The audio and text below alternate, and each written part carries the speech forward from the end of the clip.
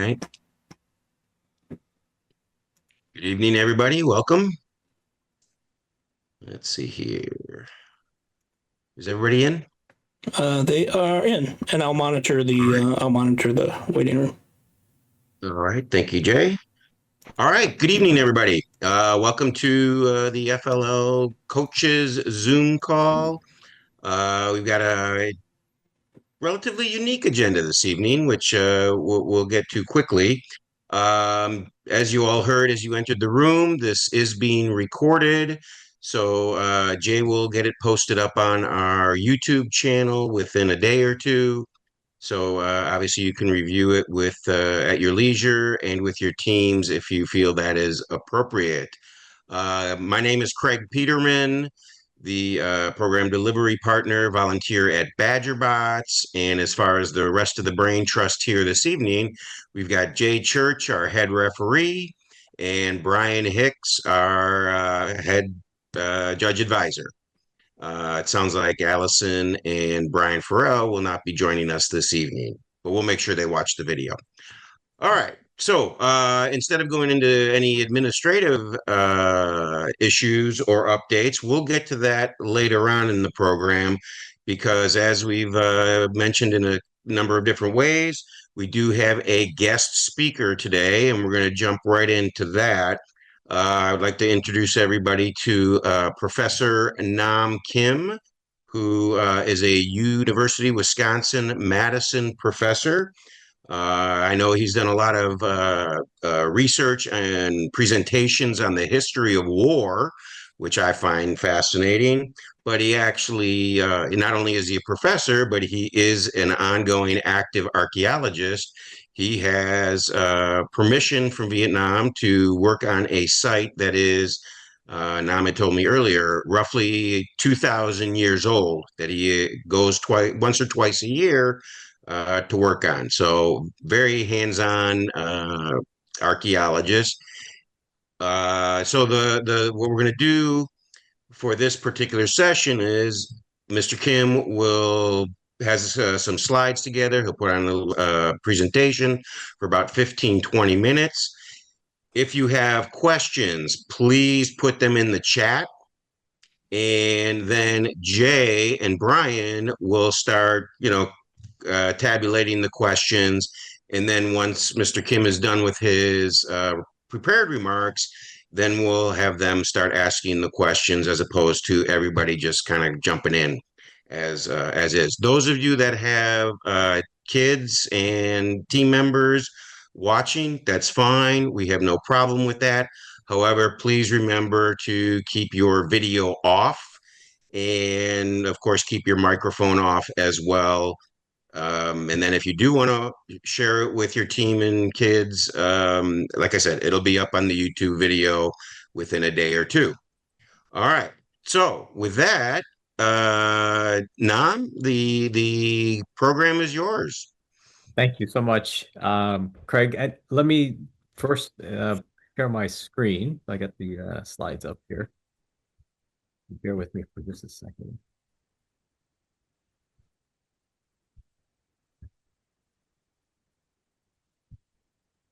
Okay, I think I should be up and running. Yep. Okay, good. Well, first of all, thank you so much, Craig, and Jay, and everybody else with BadgerBots and the FLL Challenge, and all of you for attending. Thanks for hosting me and inviting me to talk a little bit about archaeology. I'm excited to do this because from what I've heard described to me already from Craig and others, what the FLL Challenge is doing and what BadgerBots is doing, bringing students together to come up with solutions. Dave, can you get my cord? It's in my bag on the counter. I think somebody. I got it. Go ahead. We're good. Okay. But in terms of the mission of the FLL League Challenge, coming up with solutions for real world problems and professional problems using technology, using teamwork. That is something that I think is very consistent with a lot of the work that we do in archaeology. And so what I'm going to be talking about today will showcase some of the kinds of enterprises and efforts that archaeologists embark on, how we have different specialists that come together that produce outcomes that generate data and research to answer questions about the human past. So I'll kind of run through that, and then hopefully it'll inspire people to think about the ways in which teams can come together and come up with solutions as well. And so this is a question that comes up often, is what actually archaeology entails. One of the things that I'm often asked is, what kinds of dinosaurs do I dig up? And I have to, I would be remiss if I didn't talk about the differences between archaeology and paleontology. Some of you may recognize this image. This is, of course, a paleontologist from Friends. This is Ross from the TV show Friends. Paleontology is very different from archaeology because paleontologists are interested in forms of life, the history of all life on Earth. And there's a contrast then with archaeology because archaeologists are interested in humans. We're interested in all of the histories of humanity, all the things that our past societies produced, all the cultures that they were responsible for, and so on. And that's what an archaeologist is interested in. So we do work in the past, we do dig, and so a lot of the methods of investigation are kind of parallel and similar. But what we're interested in is very different. And if you're interested in a different kind of analogy, so some people will talk about Dr. Indiana Jones, I can assure you that my life is not nearly as glamorous as Dr. Jones's life. I deal with dirt. There's a lot of digging. There's a lot of manual labor. And as Craig pointed out a few minutes ago, a lot of my field work has been based in Southeast Asia and Vietnam specifically. So for some of you that might be interested, it is a great exercise regimen because you are in 90-degree weather, in humidity, and you're doing manual labor. A lot of it is excavation. We're finding the material traces of past societies and trying to reconstruct cultures and histories as a result of those traces. So if you wanted to put it in kind of a nutshell, we're interested in the ancient past, but also the recent past.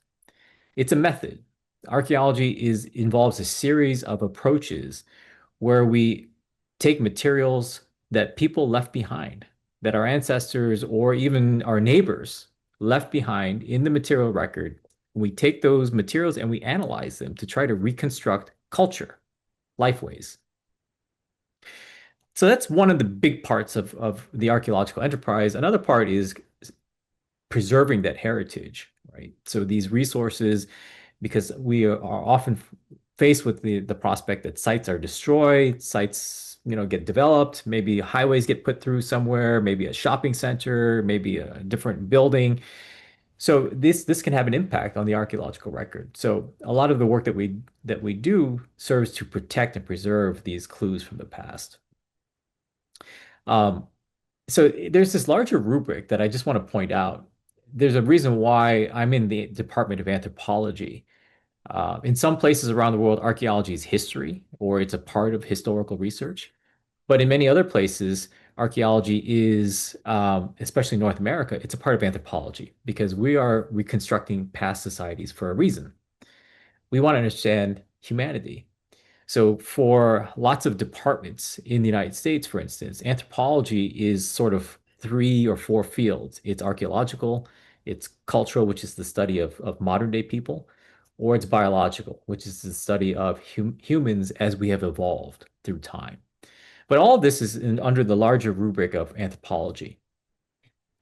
And for archaeologists, we contribute to these larger theories and understandings about humanity through the examination of the physical world, the remains. So objects, artifacts, places, landscapes, monuments, whatever humans created or modified or interacted with, that's what we're interested in. The goal is to learn more about these human experiences, about these societies, about these cultural practices through what we call material culture or the material record.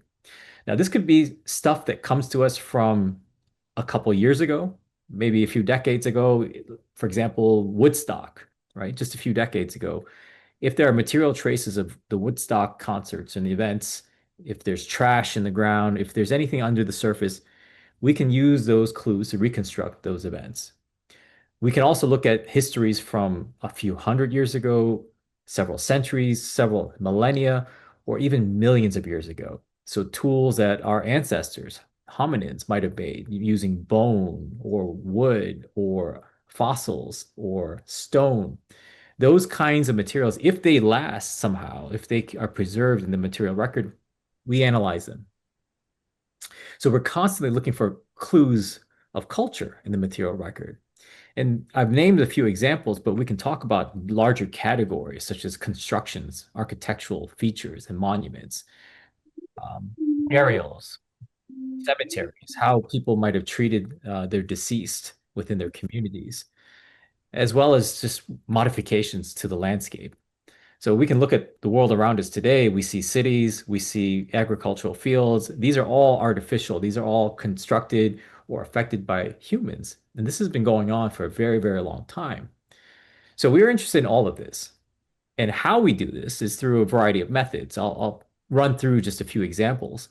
The kind of traditional perspective of using shovels and trowels, that still happens today. We meticulously go through layers with brushes, with trowels, we excavate, we go layer by layer, we analyze. Those tools are still in use today, but increasingly we're using other kinds of innovations as well. As technologies have become available, we use them. So computers, machine learning, different kinds of applications, the uses of remote sensing and satellite imagery, drones, robotics, all of these are part of the repertoire, the toolkit for archaeologists doing any kind of field work or even analysis in the laboratory. And one of the things I hinted at the beginning is the field work is highly collaborative. There is no single brand or kind of archaeology. Many of us are specialists in one kind of approach or methodology or another. And so oftentimes, when we do field work or we do any kind of research or lab work, we're working in teams, and different folks with specializations will come together and bring those bodies of knowledge, those expertise, fields of expertise together. So somebody might be an expert in pottery or in the production of ceramics. Others might be an expert in osteological remains, bones, and fossils. Others might be very well read and knowledgeable about geology or botany. All of these fields are important for us when we interrogate the material record. And when I say this, I mean the enterprise of archaeology is a highly scientific endeavor. It's a social science. On the one hand, it's a sort of humanity because we are piecing together past societies and past human behavior. But at the same time, we are using scientific data and methods of inquiry in order to generate hypotheses and test them. So what do I mean by that? I'll give you some examples, right? So if we're using hypotheses to test our sorts of assertions against the material record, we will be looking at variables and trying to produce explanations and theories about certain questions. So here's one example. We didn't always live in cities. We didn't always live by producing food by farming. So a big question that we might ask ourselves is when did we start to domesticate plants and animals? When did we start to live in more sedentary life ways? When did we start to live in more urban settings? There are some historical records that talk about this, but the vast majority of that information is only going to be available through archaeology. So we think about when did people start to domesticate plants and animals? We know that these sorts of behaviors had profound consequences for the rest of humanity and for our world that we live in. If I were to ask you, how would you even go about answering that question? What would be the kinds of things you would come up with, right? So these are questions that archaeologists have been wrestling with for a very, very long time. And as you might imagine, some of the ways in which we try to approach these questions would be using artifacts, right? If we're reconstructing past lifeways, if we imagine how farmers, some of the earliest farmers in the world, how they lived, how their villages might have been organized, what kind of material traces would we expect to be in the ground? There might be artifacts, there might be farming implements, sickles, shovels, all kinds of things, plows, for instance. So that's one way we might try to reconstruct events and past lifeways. But there are others that I can clue you in on as well, just to illustrate. So, for example, we can get down to the microscopic level. We might look at pottery, for instance. We might take whatever kinds of remains might be in the pottery, phytoliths, other kinds of fruit or grains that might preserve somehow, or even just the impressions of them within the pottery. There might be residues inside. You can take samples, you can scrape residues off of pottery, and using the kinds of equipment that we have at our disposal today, you can analyze what might be the recipes for certain kinds of soups or certain kinds of food items within a given pot. So there are all kinds of methods and approaches that we can use to study this one particular question about when did people start domesticating plants and animals? How did they survive? How did they feed their communities? So you can look at the microscopic level, and then you can zoom out and look at the monumental level. So here are some photos, for example. On the upper left, that's a photo of a site in Mesopotamia. So this is modern-day Southwest Asia, parts of Iraq, Mesopotamian period. And that site dates to about 5,000 years ago. So we see the remains of structures, we see the foundations of buildings. And on the bottom right, you have a kind of artist rendering of what that city may have looked like 5,000 years ago. This is based on historical text, but also on archaeological evidence to do these kinds of reconstructions. But my point here is that there are various scales of analysis that we can use, from the microscopic all the way to these larger scale monuments and these huge modifications to terrain and landscapes. Another thing that I would highlight would be experimental methods as well, replication. So not only do we find the artifacts, but we can try to test the production process. How did our ancestors make these artifacts? Are these artifacts effective in certain kinds of functions or uses? Because when we find an artifact, it's one thing to see it and to guess what it might have been used for, why somebody might have produced this artifact, 100,000 years ago or 10,000 years ago. But it's an entirely different question if you want to try to confirm, right? So if we have a hypothesis that this stone tool was produced so that it could be used as a sort of ancient Swiss Army knife, you can use it to cut meat, you can use it to make other tools, you can use it to shape wood, to manage clothing or make textiles. There are different ways you can come up with hypotheses, but you have to test to know for sure or have greater confidence. So there are replication studies that people have used. I don't know if anybody's heard of Kon-Tiki and the explorer named Thor Heyerdahl. So in the 1940s, he was interested in knowing if people from South America might have migrated out into sea to reach some of those islands in the Pacific. And in trying to answer that question, he replicated to the kinds of vessels or boat technologies that may have been in use and in existence at the time that these islands were populated. And so this is an example of an experiment that somebody did to try to replicate past behavior. I was involved in a study just a couple of years ago. This was with colleagues at Kent State in Ohio, where we were trying to produce different kinds of outcomes to determine whether our ancestors or not, whether they used elevation to their advantage. So if you're interested, there are papers about this, but that's me in the upper left, standing on top of this platform. This is a cherry picker, elevated in different heights and using atlatls or darts or spears, trying to test the effectiveness of accuracy and penetration rates and so on through distance and gravity. But these are the kinds of things that experiments can help us to determine in terms of data. There are traditional methods, as we've talked about, in terms of excavation, but there's things like underwater archaeology as well, because a lot of sites are in different kinds of environments. There are sites that are high in elevation. There are sites that are waterlogged. There are all kinds of different contexts because the world has changed. And as people have wandered through, have migrated during the ice ages through to the present day, the environments that we have lived in have changed very dramatically. And so the kinds of sites may have looked very different 10,000, 20, 50,000 years ago. And the kinds of environments that those sites exist in now look very different. So how we find these sites how we investigate them often requires very, very innovative kinds of techniques, such as scuba diving, for instance, or remote sensing. So there are ways in which we can use modern equipment and modern technologies, ground penetrating radar, magnetometers, drones, satellite imagery, just to try to find archaeological sites in the first place, anywhere where we think that there might have been human disturbance or artificial constructions. Some of you may be familiar with LiDAR and have heard about this. LiDAR stands for light detection and ranging. And this has been used in various kinds of aspects commercially, but also for research.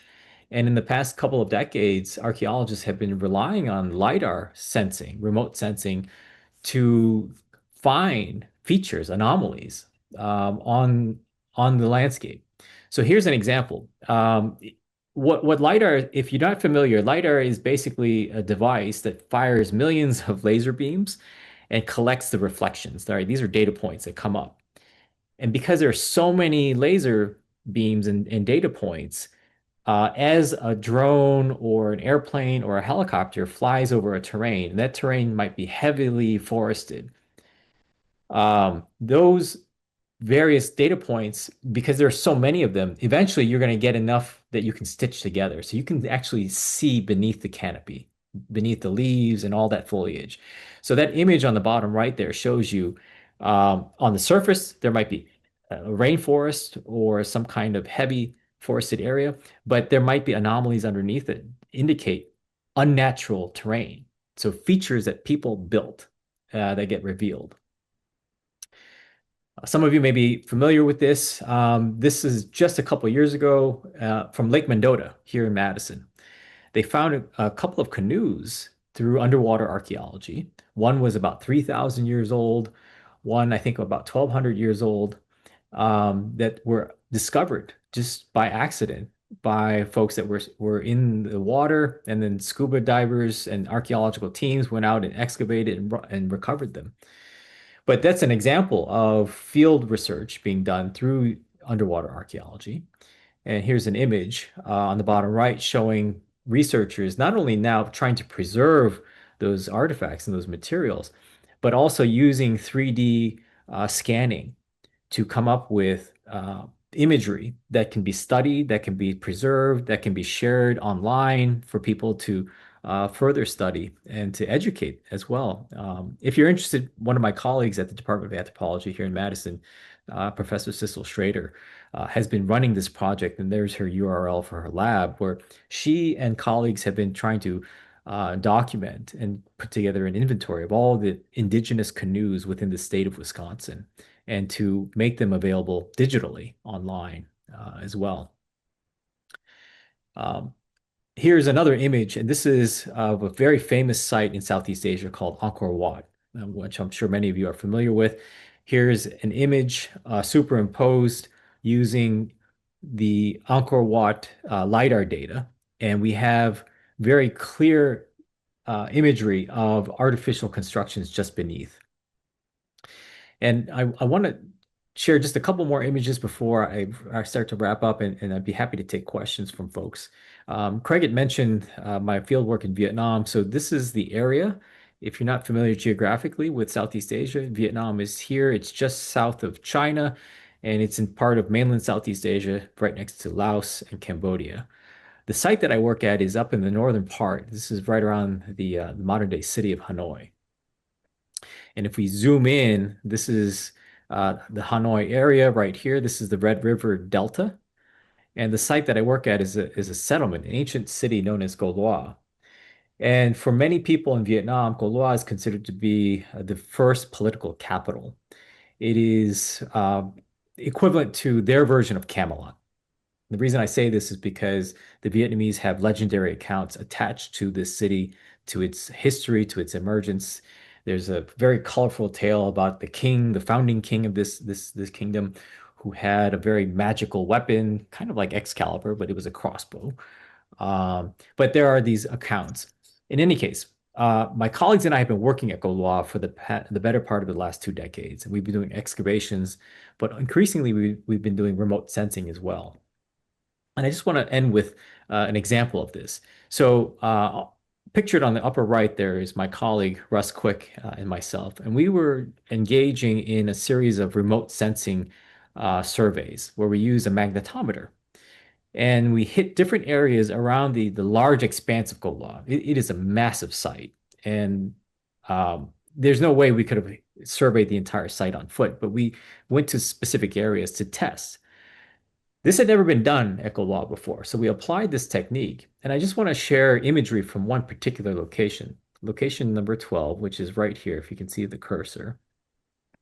Here's a photograph of location 12. It is a rice paddy. The modern day inhabitants, there are thousands of people that live in this, amongst the ruins of this ancient city. They live right there now today. And they have their schools, they have their farms. And in this particular location was a rice paddy. So we swept this area using the magnetometer. And I'll just show you an image of what we came up with. So the magnetometer basically can sense anomalies, magnetic anomalies under the surface. And these anomalies can exist because of a variety of reasons. Some of those reasons can pertain to ditches, irrigation channels, fired kilns or pottery, things from the past that might be artificial, essentially, disturbances in those fields. And so I want to point your attention to a couple of things here. So if you can see these red rectangles, we noticed these anomalies from our surveys. And so we decided to what we call ground truth, which is go back out there where we think the anomalies are and do test excavations. This was proof of concept for us. And lo and behold, we found ancient burials in those locations. Now, these burials, the soils are very acidic in northern Vietnam, so a lot of the material, the human remains, the bone or organic materials don't survive in these soils. But the other kinds of artifacts that would have been placed as burial items within these graves, they do survive intact. And so we have examples of burials. Now, these date to not the time period that I study, which is over 2,000 years ago, but they date to 18th century burials because people have been living here continuously through thousands of years. But the larger point is how these sorts of methods can be applied. And the folks in Vietnam had never used this kind of magnetometry before for this particular site. So this was an innovative technique. And I mentioned this as a kind of illustration of archaeology in the field, but also as hopefully as a form of inspiration, because we're constantly tinkering and we're constantly looking for new ideas, whether from archaeologists directly or from people who are familiar with archaeology and some of the kinds of real world applications that we might have. We're always looking for ideas. So I'm very excited to be sharing this with you, with your teams. And I'm excited to see what kinds of ideas might be generated as a result of that. And I believe there were some resources that Craig had shared with some of the teams. I have them here on the screen as well, just in case. And I think I'm going to wrap up here, and I'd be happy to answer any questions that people might have about any of these enterprises. Thank you. And in case anybody's wondering, I have not shared those websites yet, but we're kind of putting together a web page at BadgerBots. One of the issues with doing research online is, of course, the credibility of the source. So I asked them to give me reliable resources related to archaeology. So we'll get a web page going at BadgerBots and put them up there. Okay. We got a couple questions in the chat. I'll read them just so people watching on YouTube later can know what the question is. So we have, you mentioned collaboration and the importance of working in teams in the field. Could you please touch on more of what that looks like? Do you differ based upon finds? Yeah. Well, I guess I would say first and foremost that there are no two teams that are exactly the same, the composition. A lot of it will depend on the nature of the research project, the kinds of questions you might be asking, and the sites or the materials that you're working with. So, for example, with some of the work that I've been doing that I just illustrated in Vietnam, we have folks that have expertise in those remote sensing kinds of equipment.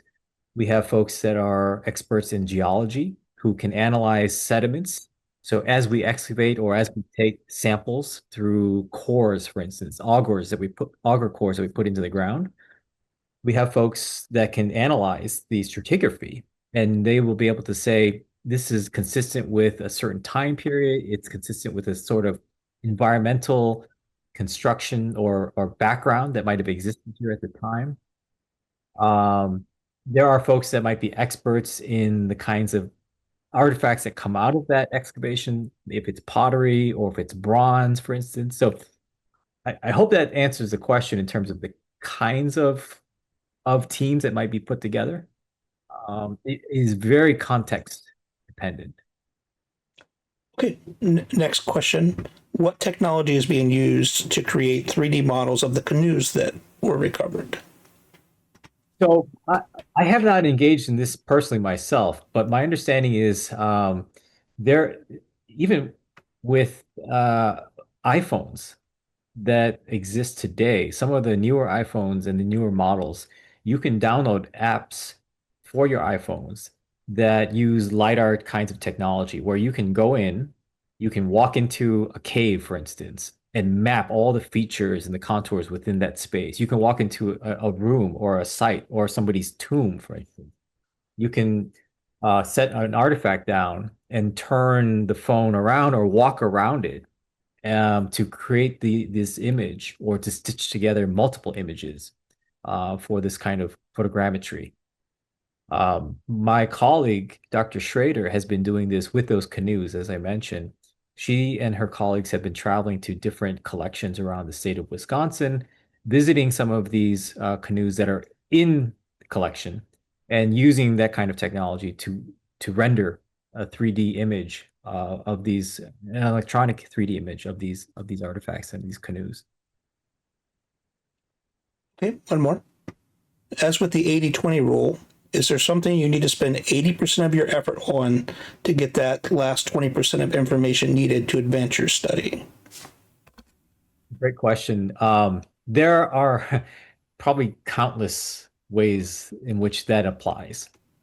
So a lot of the work that we do in terms of excavation, the people like to say that if you spend a month in the field, you're going to spend at least 3 months or more in the lab analyzing whatever you excavated, documenting everything, and then coming up with hypotheses and data for your interpretations, your findings.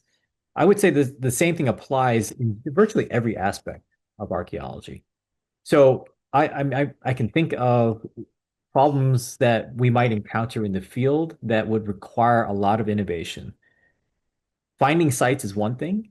Accessing sites is another. Documenting the sites in some way would be another field or area of need.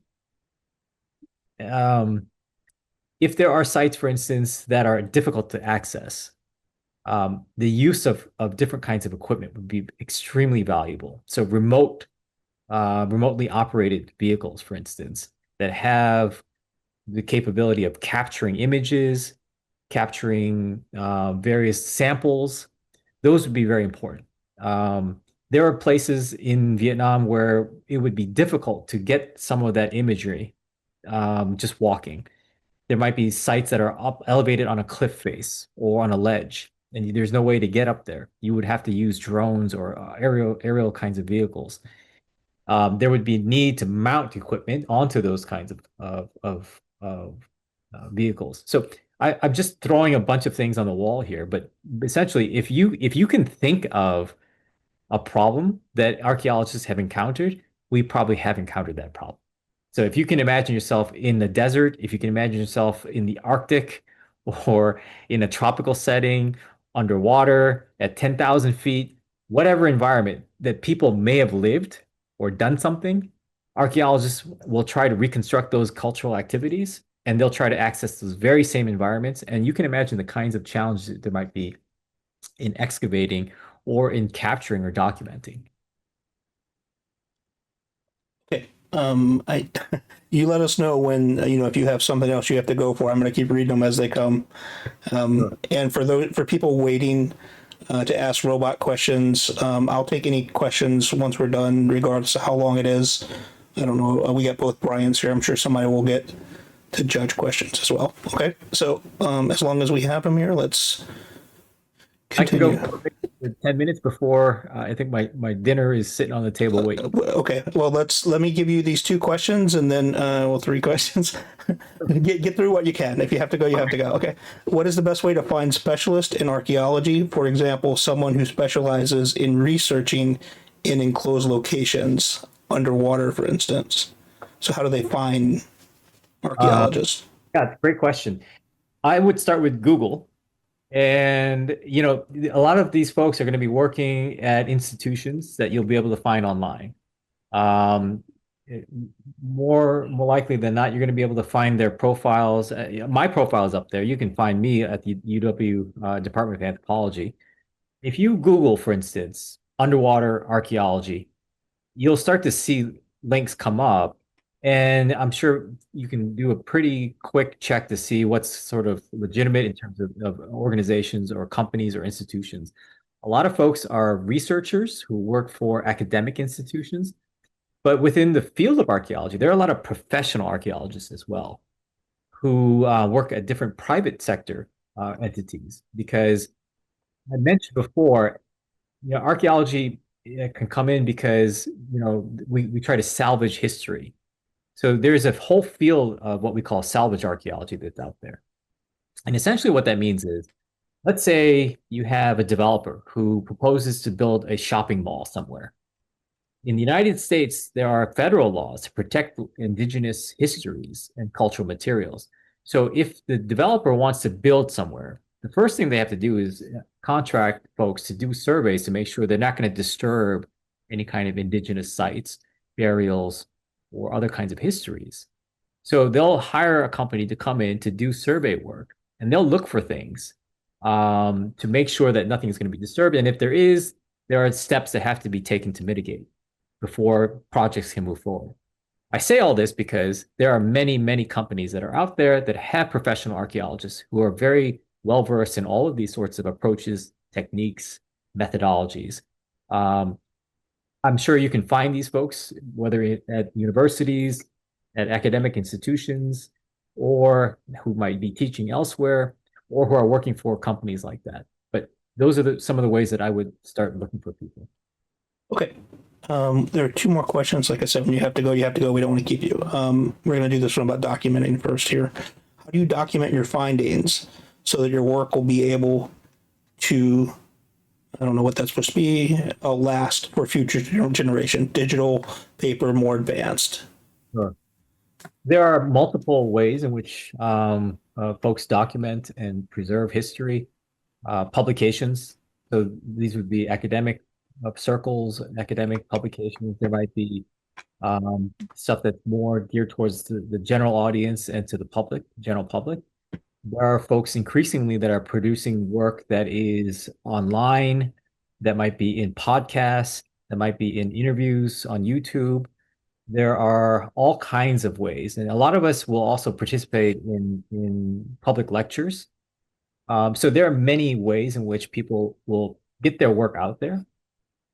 I have to say that it is very difficult to publish every single thing that you find. It depends on the nature of the site, depends on the kinds of research that you do. But there are a lot of archaeologists who do a pretty good job of putting their work out there. So if you were to go on YouTube, for instance, I'm sure there are, and I know that there are several channels dedicated to archaeology, where you've got folks who are not only archaeologists who put their work out there, but there are folks who work with archaeologists who have their own YouTube channels that are they're archaeology enthusiasts, and they're constantly bringing new case studies, new histories, and new discoveries to the web to share with audiences. So those are just a few of the ways in which as an archaeologist, you get your findings interpreted and then disseminated. And a lot of this stuff will also sit in museums. Many artifacts will be on display. They'll be put into collections, and in some fraction of them will be on display at different institutions, like the Field Museum in Chicago, for instance. There are archaeologists who work as curators for a lot of the materials that are on display. That's the case there. That's the case at the Chazen Museum here on campus at Wisconsin, the State Historical Society. There's a state archaeologist that works there. There are all kinds of folks that work in various capacities all over the state, and there are ways that you can find their work. Okay, I have one last one. Yeah. I think I still got a couple minutes left here. Can you Yeah, share a little bit more about the problems faced with documenting sites? Finding the sites in the first place can be challenging. I'll give you an example. There are, if you walk around campus, for instance, UW's campus, you might just see hills. There are lots of hills around Lake Mendota, right along the lakeshore. They kind of blend into the environment. And if you didn't know any better, you would just assume that these are just natural pieces of terrain. But in some cases, they're actually effigy mounds. They're constructions made by indigenous communities from centuries ago, if not millennia ago. So finding sites, finding archaeological materials and archaeological cultural sites can be a challenge. That's just stuff that's hiding in plain sight. But if you're looking in environments where, as I mentioned before, there are lots of challenging conditions. If you're in a jungle or a rainforest that's heavily covered by foliage, it would be very difficult to find sites. And so those are the kinds of challenges that things like LiDAR, approaches like LiDAR have started to address. LiDAR, as an example, has changed the ways in which we can find sites. So what might have taken people decades to hack through with a machete, going through the jungle, trying to find ancient temples or pyramids that are now covered by dirt and trees, LiDAR can now find for you in a matter of days or hours. Right? You got to analyze the data, of course, but the data can be accumulated through those kinds of aerial flights and that kind of remote survey. There are, of course, challenges in interpreting the data, massaging the data, figuring out the filters and all that. And so when I say that there are specialists in a variety of fields, there are folks that are specialists who just use what we might call GIS or geographic information systems on a computer, who complement the field work that's being done or the lab work that's being done with computer work. So these are just a few examples of the kinds of opportunities that might be out there for folks who are coming up with innovation. Okay. Thank you very much for your time, Craig. Yeah, thank you, Nam. Yeah, that was awesome. If anybody's struggling to find out some ideas, I suggest you rewatch the presentation. So there still may be more questions, which is great. Please email me at fllteams@badgerbots.org. And then if there are enough questions accumulated, Nam has graciously agreed to come back to another Zoom call, quite possibly the one with the kids hanging with the refs. We may be able to work that out together. But we'll, again, if we've accumulated enough questions, we'll bring them back on and just go through a Q&A session. So, Nam, on behalf of Wisconsin FLL, thank you so much for your time, and I'll catch up with you soon. Yeah, thank you. It was a pleasure. And I know I threw a lot of information at everybody. It's great. It wasn't too much, but I just wanted to illustrate that there's a lot of potential. So I'm very excited to see what the kids and the teams come up with. Thanks for the opportunity. Right. Thank you very much. And we'll see you at December 6th at the Madison FLL Challenge Regional Tournament, right? Well, I will check the schedule. I'll try to do that. Yeah. all right, we'll talk about that later. All right. All right, buddy. Good night. Thank you.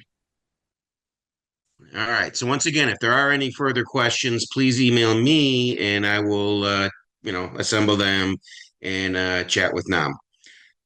All right. So let's move on to the other part of the challenge program this year. Let's talk about some administrative issues real quickly. Something came up on Slack today. I guess the registration website was available. It wasn't supposed to be. It's currently going through its testing phase and making sure all the data is accurate. So hopefully now it's been taken down.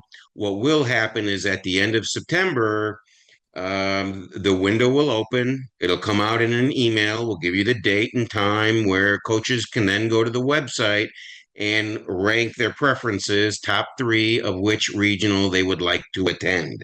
That window will stay open for roughly 3 weeks.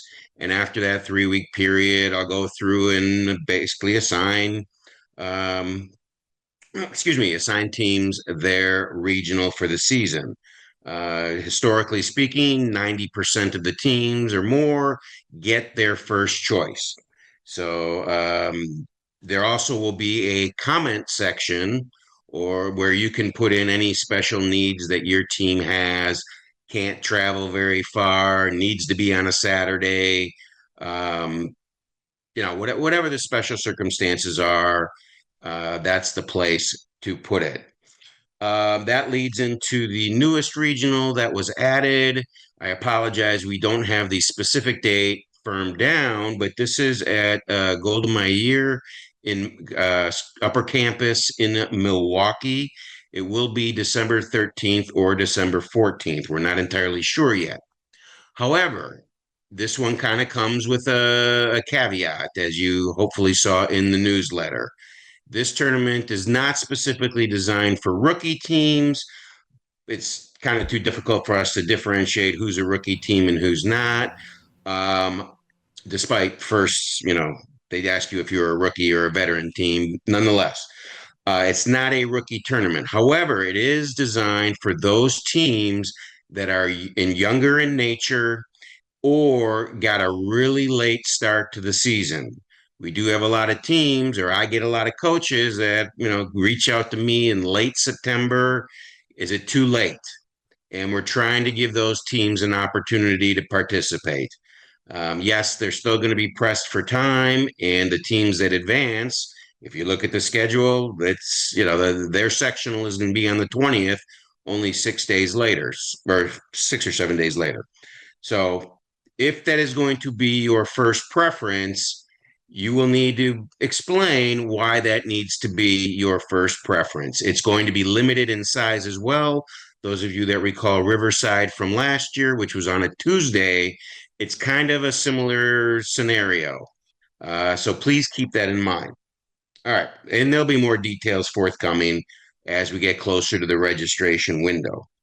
The other new feature that came out in the newsletter today, if you saw, there was a section for kids that are looking for teams. Every year, I get a handful of emails. Some of you coaches, you get inquiries from individual kids that don't have a team and can't, parents just don't have the capacity to start teams. Well, we're going to put it on a website. And those of you that went to that website via the link in the newsletter, we're not giving out names. Everybody's got a code name, but there's at least enough information that you can, as a coach, is there somebody there that you might be able to work with? It may work, it may not work, but at least it's worth exploring, and we want to try and find an opportunity for these kids. So thank you in advance for taking a look at that. There also is a channel on the coach's workspace in Slack. So we're going to use that. We're going to use the website. Again, going to try and get as many of these kids to participate as possible. And it is both, if you went, you'll see it's both for explore and challenge. So thank you in advance for considering. And hopefully we can, find a team for some of these kids, if not all of them. All right. Any questions about the administrative part of the season? And if you want to throw something in the chat, we can get to it later.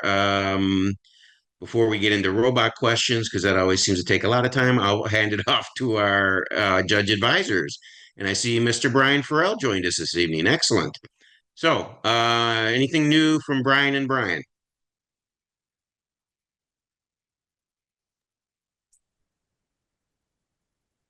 We're both on mute. I don't have anything. I don't either. Do people have questions? There was one thing in, sorry, I don't mean to jump on you here. There was one thing in Slack earlier today about pull that up. AI. So I'll read that and then you guys can take it if you want or kick it down the road. So, how should teams approach AI use? Is working with Chat GPT, Copilot to write code considered prompt engineering? So it's actually the kids' work. I'm also interested in whether we should encourage or steer away the kids from using AI for innovation project, or if there are guidelines for acceptable applications of AI.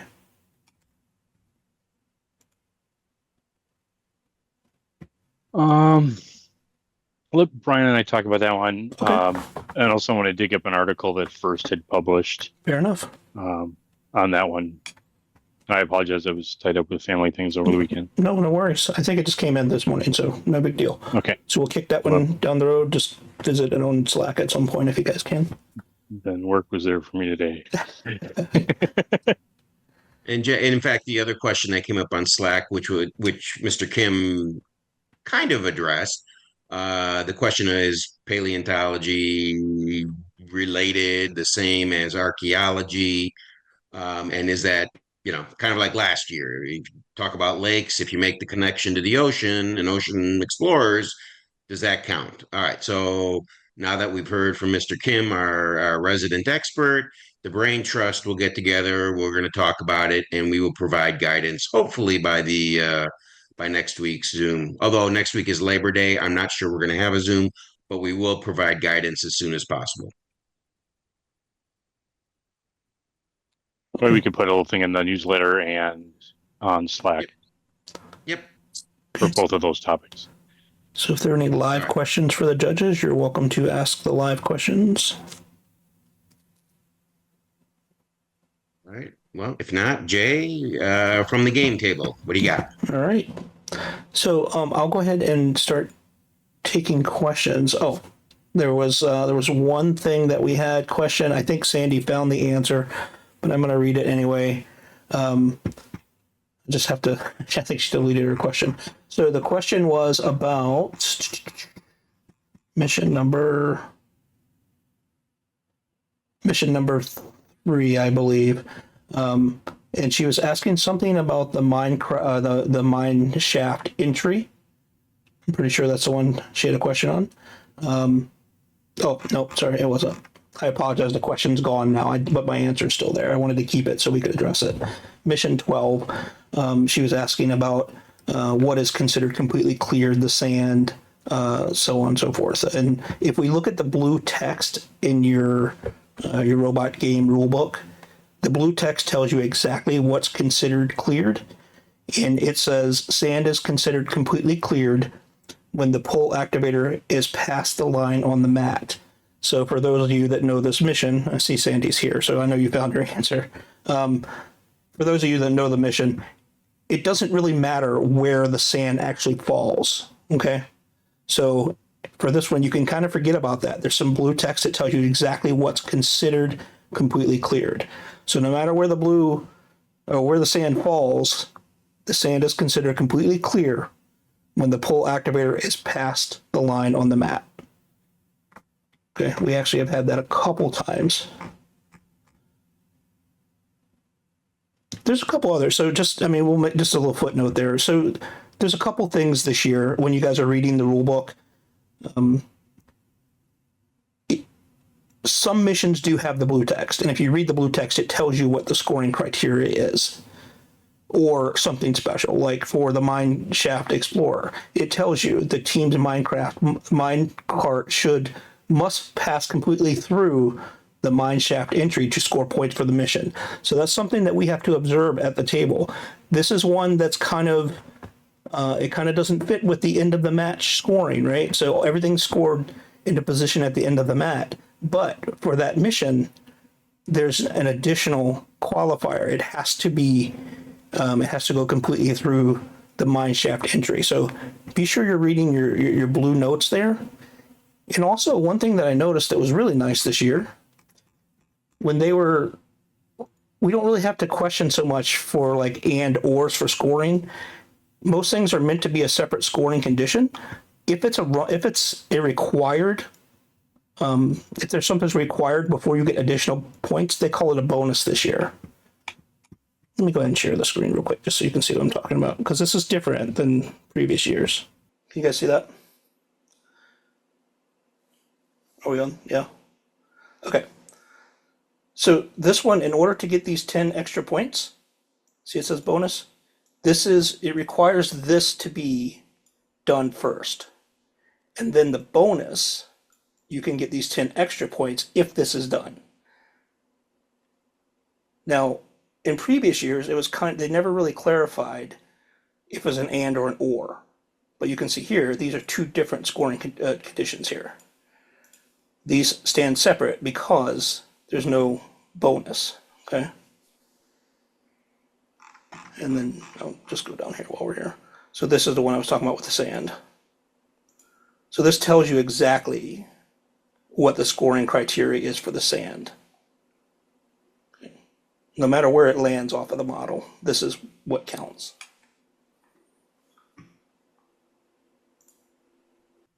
Okay, I think that's all the questions I had. We can take live questions if you guys have any. And your head ref meeting is tomorrow. Tomorrow, yep. So I have contacted, we've had a couple edge case questions that we have kind of fleshed out through the last couple weeks, and we have talked to first. So I have some of those I can answer pretty confidently. So you guys can kind of ask anything, and I'll tell you if we can't answer it or not, but I've got a lot of answers for some of the complicated ones. And that being said, next week I'll share the complicated ones that we have figured out that you guys haven't asked us yet, because we know they're coming. We'll share them with you in advance so you'll know.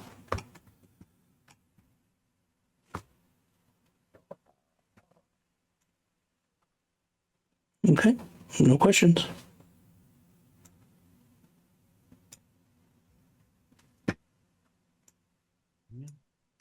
All right. All right. Any other questions in general?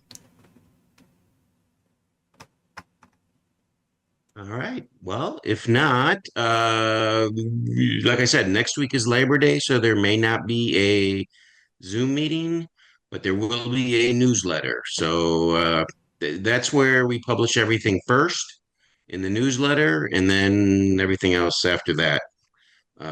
So pay attention to the newsletters as best you can. You can still If ask there's your nothing questions. else- Sorry.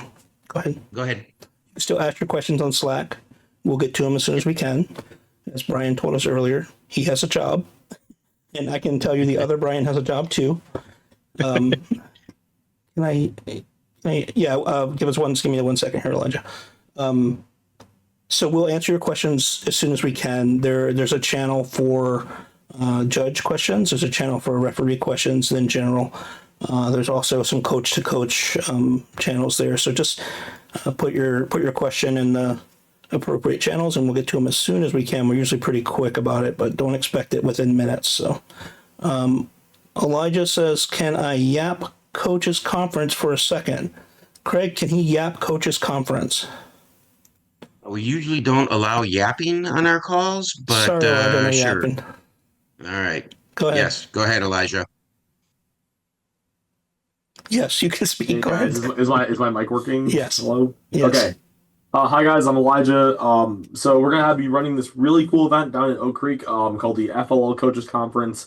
It's basically an event where we bring in all of you coaches and have some really concrete goals, such as just increasing sustainability for the program inside of Wisconsin, and also trying to improve the student experience through teaching you guys a lot of what we do, especially in Oak Creek, but also other districts like Muskego. I also know we have Peggy Miracle, and also one of our actual teachers inside of the Oak Creek district presenting at the conference this year. It should be really fun. We're going to have a bunch of sessions to help you guys out with your season. Also, lunch is free there, so obviously a benefit, free coffee, everything like that. It'll be super fun. Jay's going to be doing a game walkthrough at the actual event, so if you guys have time, it's absolutely free. Come and pop out to Oak Creek High School to come over to the event. Also, Allison posted about Twist earlier today. Absolutely go to that event. It is an incredible event. We've had teams go there year over year, and it's a super great way to get them introduced to what the program is and just how to actually go into judging sessions. They have great judging, so make sure you guys look at both of those events, and I'll get off now. Just one more pop for Twist here. Twist is also it's held in conjunction with the FRC competition and FTC demo, so you get to see all three different programs there. So I agree with Elijah. Great program. Yeah, the coaches conference, I went to it last year's first year. They did a great job. It was a super benefit for the coaches and the teams. So if at all possible, make it to that. Twist, another fun event. Plus, you can get some practice judging, practice matches, as well as the date's not out published yet, but there's a Waukesha sectional coming up.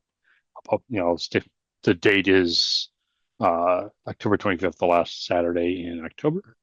So Right, correction. It's a scrimmage, not a section. Sorry, scrimmage. Yeah. Your sectional comes later. The sectional is later. My bad. Okay. Yep. Just want to be clear. Cramming words together wrong. It's been a long day.